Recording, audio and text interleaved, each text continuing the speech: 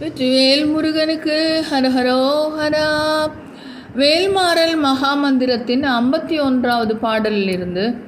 சலத்து வரும் அறக்கருடல் கொழுத்த வளர் பெருத்த கூட சிவத்த தொடைய நச்சிகையில் விருப்பமோடு சூடும்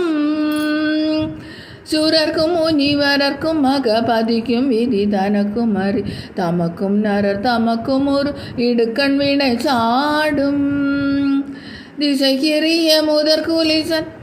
அறுத்த சிறை முளைத்ததென்ன முகட்டின் இடை பறக்க விசை ததிரவோடும்